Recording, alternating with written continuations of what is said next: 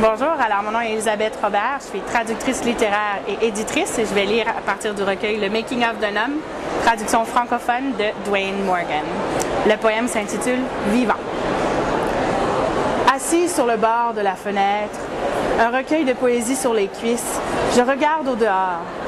Je rêve que mon crayon me permette d'écrire à propos de la vie et la feuille que je vois s'envoler dans ma rue. Insouciance totale. C'est gratuit. Cela me porte à réfléchir sur ma vie. Je me suis souvent demandé ce que goûte cette dite liberté, ce que c'est que de se sentir vivant, sans avoir à gratter pour survivre d'une paye à l'autre, l'essentiel des fonds, disparus avant la date du dépôt. J'entends souvent les gens dire que nous vivons dans un monde de liberté. Mais combien d'entre nous sont réellement libres? La liberté appartient à ceux qui peuvent se la payer. Pour être libre, il faut et de l'argent et du temps. Voilà qui élimine déjà ceux qui triment et peinent au bureau pour payer les factures nécessaires à la survie. Liberté égale paix intérieure. Mais le calme interne, lui, semble m'échapper.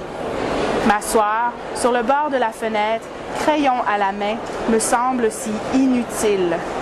Je n'ai pas le luxe de ceux qui écrivent de la prose ou de la poésie à propos de la nature et des objets qu'ils voient.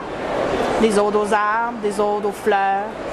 Moi, je suis trop occupée à écrire pour ceux qui perdent encore le sommeil lorsque les rues sont silencieuses la nuit, ou pour ces autres qui s'endorment au chant des sirènes de police.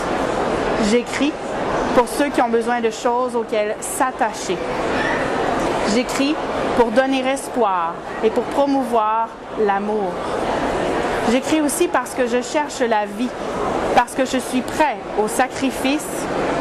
En fait, j'écris pour que mes enfants puissent, eux, connaître ce que c'est que de se sentir vivant, ce que c'est que de sentir les roses et de noter toute la beauté que la vie a à offrir.